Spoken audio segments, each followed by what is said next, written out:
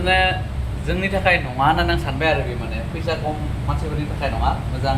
businessmen जाय फैसा available बिसोरनि थाखायसो आरो बे माबाया थारमाने ट्रिटमेन्टआ आङो बेखौ माने हाबफैनानै बुजि मोनबाय आरो ना लोगोफोर आंनि बाजेटआ माने 5000 लागै बाजेटमोन जास्ट 5000 नङाबा 3000 2000 जास्ट आंनि बाजेटआ एसे खिन्थु नैबेनि बाजेटआ ओरैबायदि बाजेट माने 60 70 50000 बिसिनि बाजेट 30000 लास्ट आंनो मोनसे खिथादो 25000 गुड मर्निं लोगोफोर नै अखा हाबाय थादो लोगोफोर मा बुंनो दा अखा हाबाबो दाबसे जायगायाव थांथारनो गोनां साथा लाबाय ड्रेसाबो बे मोनसेयानो दखा होनाया गाज्रि जानो ड्रेसाबो हरदों दिहुनबाय थानो बाइक बेनिफ्राय दा नै साथाखौ लाबाय कम्पानिनिफ्राय लाना फैदो साथाखौबो जुदि गारियाव बावगारोबा बहाबा बावगोमाबोबा जोबोना रायजालायगोन आरो दिनै दिनानो मोजां नंखाया आंना आखाइबो जाबाय आसिबो जाबाय दालियानो खामबाय ओमफ्राय दा दाबसे जायगायाव एकदम इम्परटेन्टथार बे जायगाया बेयाव थांनायदो आरो मा जायगायाव थांनायदो नोंथाङा लास्टाव लागै नायबोला भिडिअखौ मिथिगोन माने ओरैबायदि आंनि माबायाव लाइफआव माने दिनानो एकदम हामा जाबाय थादों आरो ना लोगोफोर एकदम मा बुंनो आरो ना उनाव मिथिगोन नोंथांमोननो मोजां खोन्थागोन आं उनाव दा थांबाय थादों आं नायलांबाय था जोबोद प्लिज होननानै जोबजासे नाय थांसै अखाबाबो लोगोफोर नै साथा लानानै ओंखारबाय आङो ओरैबायदि अखा माने नायदो दैया बरिया बोहैदो ना लामायाव साथा लानानै ओंखारबाय उफाय गैया फैसा बर'नि लोगोफोर फैसा गैया बे टाइमाव गारि भारा गैया फसायनो दिनै दिन आंनिया मोजां नंगौना नङा आं गावनो बुजि मोनमारलियालै मा जागोन गावसोरानो दा फन खालामनानै सोंहरबाय खैथा बाजियाव लागै मोनफैगोन आं 11टायाव मोनहैगोन 11टानि सिगाङावबो मोनहैयामोन दा आरो कल खालामना बुंलायबाय एसे लेट जागोन नों माबाया एसे लेट फैदो 12:30सो जागोन जालायबाय आरो आं जायखौ लोगो हमनो थांनायदों माने बे 12:30सो फैगोन जालायबाय आं होनबा दिनै थांलाया दे होनना बुंबाय दा आरो गावसोरना जालायबाय आरो जेबो नङा बाहायल'सो लेट फै नोङो फैनानै नांगौबा नैबेयावनो थाब फैनानै जिरायनानै नेनो हागोन दे आरामसे होननानै गारियाव जेरावबो नेनो नांलाया दे होनना बुंबाय दा आंबो रुमनिफ्राय ओंखारबोखाबाय दा आंबो थांफिननो रुमाव लागै बाबाय दा बास नेबाय थादों आङो मा खालामनो हामगोन दिना एक्चुवेलि मोजां नङा होननानै जाय खामानिनि थाखाय थांनायदो बे खामानिया साक्सेस जागोन ना जाया ओरैनोसो थांगारगोन नामा फैसा खावनो बुजि मोनदों आरो आङो मा कारन थांनायदों नोंथांमोना दायो आङो मोजांनो दिन्थिनानै मोजांनो नोंथांमोना आपडेट होगोन आं मा आं बिराद प्रब्लेमाव जाना दं आरो माने गिदिर प्रब्लेम बेयो मोनसे बिराद टेनसन आङो बेनि थाखाय दा लास्ट स्टेयाव जोबनायाव मिथिगोन नोंथांमोना मानो थांनायदों बहा थांनायदों नायलांबाय बासानो मोनफैलालै लोगोफोर दाबो ओइ गंसे फैदो र' बे नंगौ नङाथाय पानाजि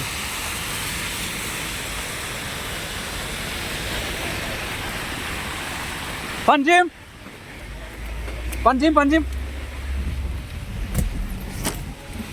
oh my god मोनबाय दे बासखौ ओइ साथायाबो बन्द जालियालै दिनै लाबसो जागोन ना लकसानसो जागोन आं जेबो मिन्थिला लोगोफोर माने गाखोबाय आं बासाव एसि बाससो बे अखा बोथोराव गोजां जाना दङ आरो बेनि सायाव एसि बासाव आरो एसि बासनियाव गाखोनो आं बाङाय टान मोनो लोगोफोर मानोना एसिनि गेसआ बाङाय खर'आव टिकिनो हाया जायो होननाय माथाया मानोना नाइट डिउटि मावना फैनानै मेगन मोदै खालामना फैनाय जायोना एसे ओमफ्राय आरो बेनिखायनो एसिनि माबाया गेसजों आंनि मिलाया बोरैबा हागोनाय आंना गेस्ट्रिकआ बाराद्राय मिलायालै लोगोफोर माने गेस्ट्रिकनि थाखायनो गेसखौ लानो हाया मोनामनायखौ आरो एसिनि गेसआ बाय बेलेग नै बासनिया माने खुला हावा नांगौ आरो आंनो खुला हावा दा बहा मोननो अखा हाबाय थादों नै दा मा अखा लाखै थांसै थांनानै एसे बहाबा दसे जिरायनो जाबाय जिरायनोसै ओमफ्राय हाबैनो जाबा क्लिनिकआव हाबनानै रज'नानै थाबाय थानोसै आरो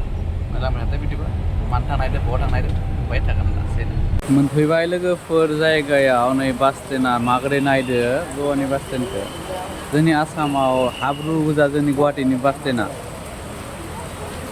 गवानि बास स्टेन्डखौ नाय इमान धुनिया अखा हाबाबो हाब्रु गैया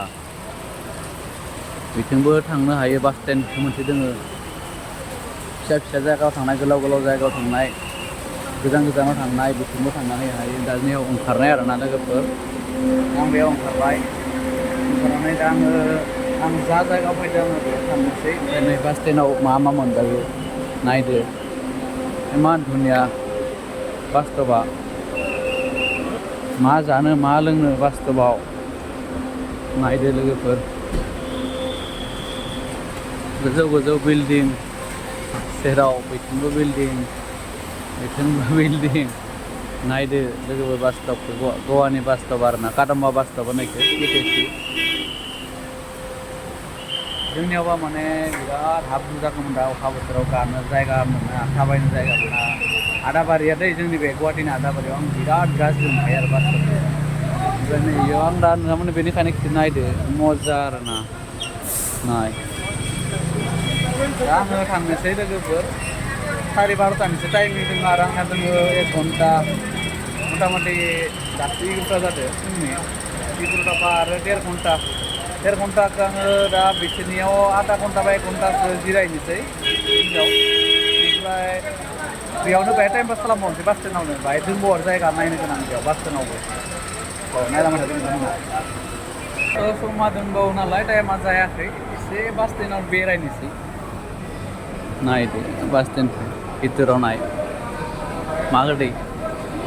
अखा सिजानाय गैया मो सिजानाय गैया टेनसन गैया फ्रियावनो गिदिंबाय था मा जानो गोसो जा बाजार खालामनो गोसो दोबा बाजारबो खालामनो हागोन सिङावनो नायदो लोगोफोर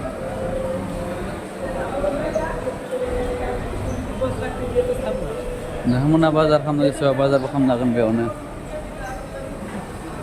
नायदो आरोना ओमफ्राय आंनो फिसा मोनसे बुस्थु नांगौ जादों स' आं बे बुस्थुखौ आं बायनो थाखाय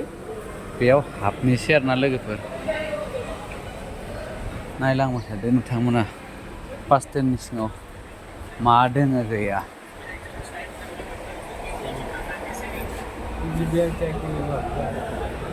साथाखौ साइडआव दोननोसै सोरबा लाङो मा थादे दसे खमाय स' नायदो लोगोफोर मा बायनाय जायो आङो ओइ बुस्थुफोरखौ नायनायदों आं भैया थोड़ा सा मेरे को परफ्यूम दे दो परफ्यूम पॉकेट परफ्यूम दूसरा क्वालिटी नहीं है वो तो पॉकेट परफ्यूम नहीं है ना हाँ वो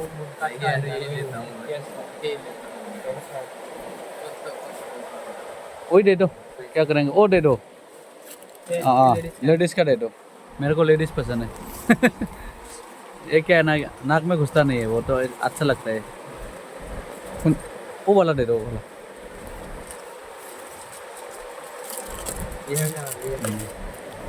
ये मैं यूज़ किया है ये मजा नाङा आरोना लेडीजनि दे खिन्थु नैबे वुमेनसो खिन्थु बरिया नाङो खुसबुखौ कितना 60 रुपिस नायदो लोगोफोर मा लादों बेखौ माने हिन्जावफोरासो लायोनो हिन्जावफोरखौ लानांगौ मोदोमनाय बरिया जायो माने गन्थङा हाबालै लाबाथाय रैदुबदुब मोदोमो आरो बरियानो लोगोफोर नै बास स्टेन्डनि लामाया बास स्टेन्डआवनो बिसिनि स्टेन्डार इमान बरिया नाङो ना नायदो दखानफोरखौ बास स्टेन्ड सिङाव मा नांबावगौ आरो बेफोर जाबाय बास स्टेन्ड सिङाव लोगोफोर मजा दखान मा नांगोन नोंसोरो बास स्टेन्डआव माने टाइम पास खालामनो हानाय गोबां जायगा दङ आरोना बिथिंबो दोङो दासो फैबाय आं बिथिंनिफ्राय आं मा जायगायाव फैदों मानो फैदों नोंथांमोननो दसेनि उनाव मिन्थिसिगोन नोंथांमोना नायलांबाय था नेबाय थाथों दसे सम आं थांबाय थादों दा बे जायगायाव दे खालिनि आपेलनि फैलायबाय बास स्टेन्डआवनो आरो सोर ओरैबायदि गिदिर माने बास स्टेन्डआ बुंनांला इथिं बिबारनि दखान आपेलनि दखान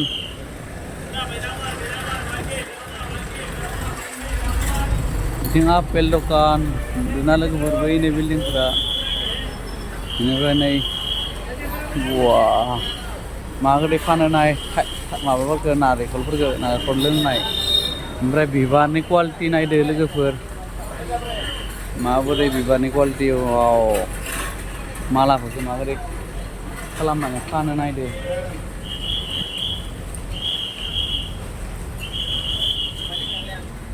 क्वालिटी बाय क्वालिटी बिबार लोगोफोर नाय वाव किलो सिस्टेमाव फानो आरोना लोगोफोर बेफोरखौ बिबारफोरा नायदो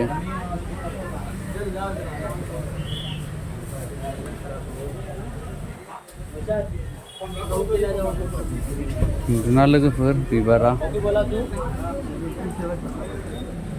गलाब बिबार नै गोजा गोजा गोजा नैबे मा बिबार मिथिया इबो मा बिबार नामफोरखौ मिथिया आं बिराद हाइ फाइ बिबार आरोना लोगोफोर दा आङो बास स्टेन्डनि खनाथिंगालै माने फैबाय आरोना नैथिं जाय जायगाथिं माने आइजोफोरा मैगं गोथां मैगं फानो जाय मैगंखौ बिसोरो न'आवनो माने गायनानै लायो आरोना बेफोरखौ फानो फ्रेश मैगं आरोना लोगोफोर नै नायफोर बिराद दाम इफोरो किलो सिस्टेमाव फाना बिसोरो भागो खालामनानै फानो आरोना लोगोफोर भाग सिस्टेम खालामनानै किलो नङा नायदो भिन्दिफोरखौ भाग ए कितना रुपया भिन्दी 100 रुपया 100 रुपया नै 100 थाखानो लोगोफोर भाग मोनसेयावनो फुवासेबो जानाय पाव किलो गायो साननानैसो फानो लोगोफोर नाय भाग मोनसेयावनो 100 थाखानो लोगोफोर भिन्दिया नायदो होमबालाय फ्रेश आरो न'नि आरो बेफोरो जामोन हे इथिंबो गोजौ बिल्डिं गोजा बैथिंबो बिल्डिं गोजा अ माय गड नैला बिल्डिंआव 7 फ्ल'रनो लोगोफोर 7 फ्ल'र फैखागोनसोलै 7 फ्ल'र टेटु बैखौनो खिथाबाय टेटु माबा रेस्टुरेन्ट दोङो गाहायाव होननानै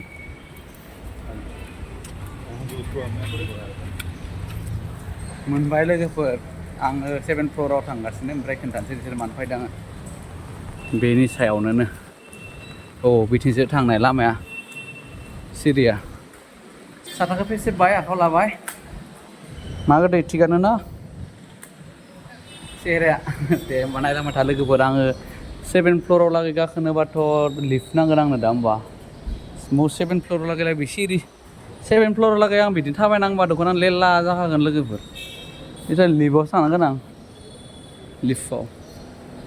ओरै लिफ्टआ बेयाव आङो फैनाया खनथाम जाबाय बे बिल्डिंआव फैनाया आङो खनथाम जाबाय लोगोफोर 7 फ्ल'र बोराय हाबबायलै बिदिनो थांफानो हाबायमोन आं नोंथांमोना सोर लिफ्टआव गाखोनो मोनाखै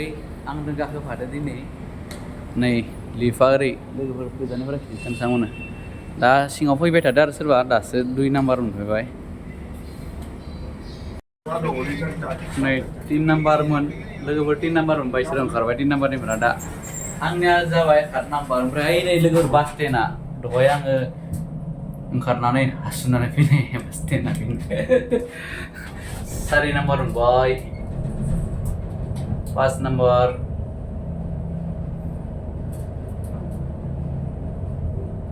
8 नाम्बार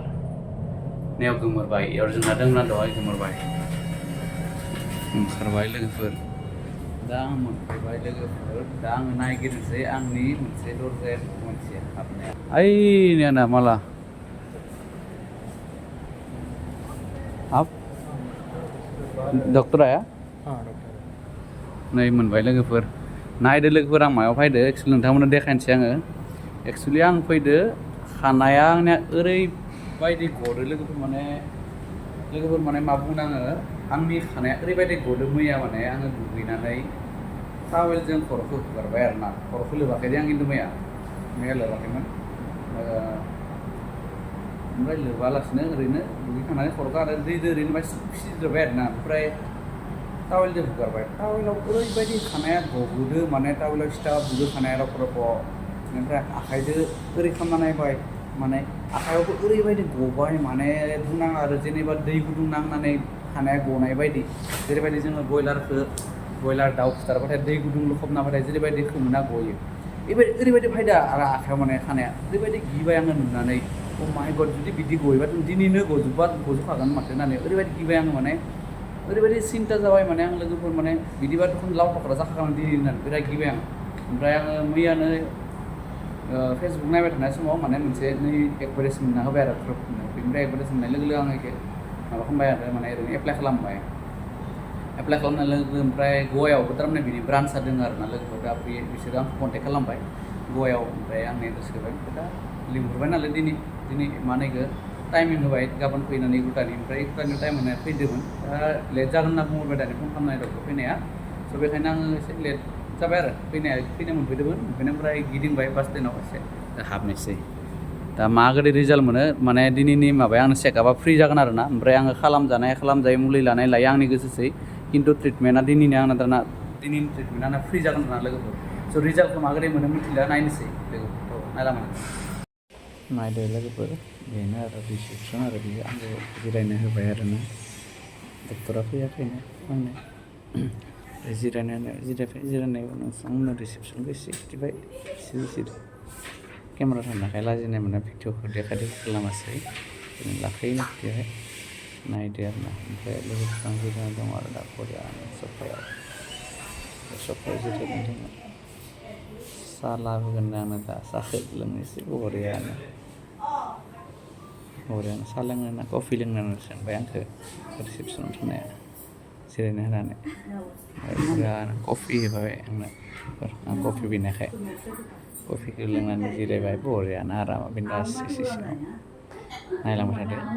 आरो रिजाल्ट मोनो आङो लोगोफोर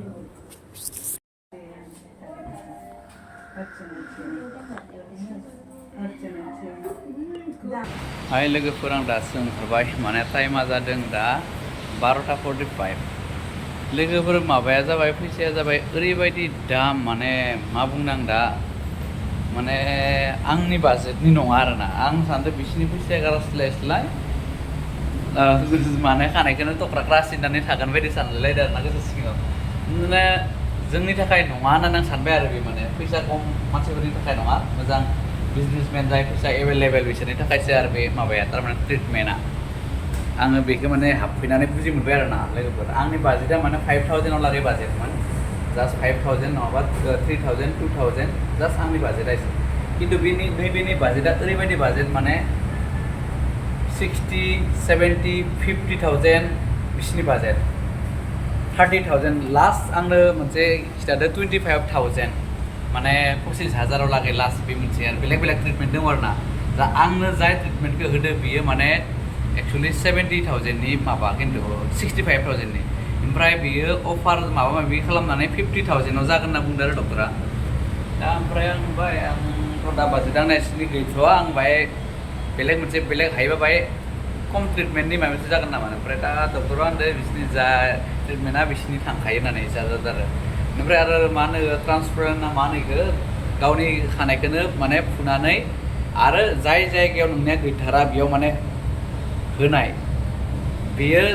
अलमस्ट 90,000नि माबा आरो ना मा होनो इखो ट्रिटमेन्ट बेयो 90,000नि बेयाव गासैबो माबा इनक्लुड दङ आरो ना बेयाव खिन्थु दा आंनाथ' खानाय दङ नालाय आंना नैखिनियावसो माबादो आरो जेनेबा स्केनिं खालामना नायो आरो ना कम्पिउटाराव नुजाजोबो आरो ना खानाया माने मायाव नोंनिया गैया आं गाव नायनो हायो आरो बियो माने खानायखौ नायो ओमफ्राय मेसिनजों स्केन खालामनानै आंखौ कम्पिउटाराव माने खिथियो आरो ना लेपटपाव आं नायनो हायो आरो ओमफ्राय बियो नायो आरो बोदला खानायखौ मायाव गदो मायाव गवाखै ओमफ्राय आंबो आरो कम्पिउटाराव नुयो आरो ना लोगोफोर स' आंना खानाया माने एकदम गेसें जाबाय आरो ना लोगोफोर पुरा गेसें जाबाय माने लोगोफोर आंना खानाया ओरैबायदि गेसें जादों माने गेसें जानायनि जाहोनाव थारमाने दा बेखौ लाबाला माने एकदम 6 माहा माने ट्रिटमेन्ट दं आरो 15 दिनाव फैनांगौ आरो ना दा 15 दिनाव फैनानै टटेल फैसाया जागोन माने आंना 50,000सो जाहैगोन आरो ना 6 मान्थआव टटेल दा बाजेटआथ' आं बिसिनि खालामनो हाया बेखायनो आङो केन्सेल खालामबाय दा मुलि होदो आं होनदों माबा मोनसे बेबस्था खालाम बाङाय खम परिमाननि फैसा खमनि एसे माने बाजेट खमानिया दा ओमफ्राय माबा मोनसे ओरैनो सेम्पुनि माबाफोर दं ना गैया ओमफ्राय सेम्पुआ जाबाय थारमाने खानायखौ ग्रथ खालामा होनना बुंदों जास्ट आरो दा साफाल'सो खालामो बे जायगाखौ ओरैनो ओमफ्राय माबायाव ग्र' खालामनायफोराव बारा खामानि होआ बुंदों आरो ना ओमफ्राय थावफोरखौ एसे खम लानो होदो दा थावखौ सप्तायाव खनसे लानो होदो आरो ना आंथ' दा दैलि लायो थावखौ माने हराव लानो होआखै आरो ना माने जेकेब खालामना दोननो होआखै खानायखौ माने जास्ट थावखौ दुगैनायनि सिगाङाव 30 मिनिट सिगाङाव लानो खिथादों आरो ना जास्ट 30 मिनिट सिगां दुगैनायनि ओमफ्राय दुगैखांनानै लानो होआखै आरो ना लोगोफोर थावखौ माने गोरानैनो दोननो होदो आरो ओमफ्राय आंथ' गोसोम जानायनिबो लायो दा बेफोरखौ लानाङा होनदो आरो दा मानो लायो लानाङा होनना बुंदो आरो दा आरो आंहा जास्रें स्रें नुबाथाय आरो बोरैबा मोनो दा थाव लाथाराबाबो खानाय गोरान जानानै खाराब नुयो बेनिखायनो थावखौ लाबाय थानाय जायो दा थावखौ लाबाय थानायखायनो दा लानाङा होनदो आरो ना दुगैनायनि 30 मिनिट सिगाङाव लानानै लोबनो होदो आरो ना ओमफ्राय आरो डाइरेक्टलि लायोबाथाय दुगैखांनानै जुदि लायो माने सप्तायाव खनसे लानो होदो आरो ना स' नायनोसै मागोदै आंथ' थाव लायबा थानो हाथारा थेवबो डक्टरा बुंनाय बायदि खालामना नायनोसै ट्राय मागोदै जायो रिजाल्टआ खानायखौ गुसुं सिननो सानदों आङो ओमफ्राय आदिबासि हेयार अइलखौबो लानानै नायनोसै मुलि होदो दायो टेब्लेटबो होदो डक्टरा टेब्लेट जाना होदो हराव बेनिफ्राय आरो माबा मोनसे होदो दा आंनिया टटेल आंनि बाजेटआ बेसेबां थांखो दा ओरैनो जास्ट हरनायानो टेब्लेटजों लाबोदो ओमफ्राय माबा माबि फोननाय होदो टटेल माबा थांबाय 1800 थांबाय आरो मथामथि 1900नि बाङाय खम आरो ना लोगोफोर 1900खौ हमना ला मथामथि आंना दा रुमनिफ्राय बेयाव लागै थांलाय फैलाय मथामथि 2000 राव थाङो 2000 बाजेट जाबाय आरो आङो 2000खौनो बाजेट खालामदोंमोन खिन्थु दा जिबायदि रिजाल्टखौ मोनथारनांगौ बेबायदि रिजाल्ट मोननो थाखाय थारमाने एकदम माने 50,000 60,000 दाथ' आंनिया बाजेटआ बिसिनि गैथारा लोगोफोर स' आङो हारिबाय दा फायनाया बेखिनियानो माने फायगारनायगिरि जाबाय आरो आं दिना मोजां ना गाज्रि मिथिला दै होननानै आं जिबायदि बाजेटखौ साननानै माने फायदोंमोन बेबादि बाजेटआ जायासै दा 1800नि मुलि लादो बे 1800नि मुलिया आंनिया खामानि होगोन ना होआ आं दा बेखौ मोनथिला आरो ना जास्ट आंनिया माने गनाया खमायनांगो जाबादि दोङो दा बेबायदि थानांगो माने थानाय गनाया एसे खमायनांगो दायो दा नायनोसै मा जायो रद खालामनायाव माने रोदोमफिननायाव एसे हेल्प होगोन होनना बुंदों आरो दा मुलि होनाय खिनाखौ स' नायनोसै लोगोफोर स' दिनैनि भिडिअ बेनोमोन लोगोफोर नोंथांमोना मिन्थिबाय आं दिनै बहा फायदोंमोन आदिबासि हेयार अइलाबो बिराद गेरान्टि होनबाय थादों खिन्थु बेबो बेसेबां गेरान्टि मिथिया दा सोरबाफोर लाखांनानै जुदि रिजाल्टखौ होनायबा आं मानिगौमोन खारन जों जा एडभार्टाइजआव जा नुदों मोजां जायो होननाय बेफोर जाबाय मोनसे एडभार्टाइजसो प्रम'सन एडभार्टाइज जाय बिथांमोना एडभार्टाइज होगासिनो जेरैबायदि सुनु सुद सोरबा हिर' हिर'इन सोरबा फिल्मनि टिभि सिरियालाव खालामग्रा सोरबा गोदोर इउटुबारफोर जा बिथांमोना आदिबासि हेयार अइलखौ एडभार्टाइज होगासिनो बिथांमोनखौ माने बैसोरो आदिबासि हेयार अइलफोरनिया थारमाने बायखांना लांनासो एडभार्टाइज खालामनाय भिडिअ खालामनाय दा बिसोरनि खोथाखौ जोङो मानिजोबनोबो हाया मानोना बिथांमोननो फैसा होनानैसो बेफोर भिडिअखौ बानायनाय जादों नालाय सोरबाफोर गाव लाखांनानै एक्सुवेलि रियेल रिजाल्ट होनाय मोनबासो आं लागोन सानदोंमोन आरोना दा मानोना बेयाव हाफ लिटाराव नायनाबो 1500 थाखा लायो 1 लिटारनिया जाबाय 2500 थाखा स' बे 2500 1500आवथ' ओरैनो फैयाखै स' आं सानो सोरबाफोर लाखांनानै रिजाल्ट होखानाय मोननायब्ला लागोन सानदोंमोन खिन्थु थेवब्लाबो आङो सानदों बेखौबो लाना नायनोसै नेक्स्ट मान्थ नैखौ क्लियार खालामनायनि उनाव नायनोसै मा मोनसेया रिजाल्टआ होयो नङाबाथ' गानजा जागोनलै खर'आव आंनिया स' बेनिखायनो फैसाखौ एसेबाबो गारनोसै खिन्थु 50,000 60,000 आं खर'आव गारा नांगौबा आङो टक्लु जानानै बरियानो टपिक गानना थाबाय थागोन स' बेनो आरो आंनि दिनैनि भिडिअ'आ थेंक इउ स' माच जोबजासे नोंथांमोना नायनायनि थाखाय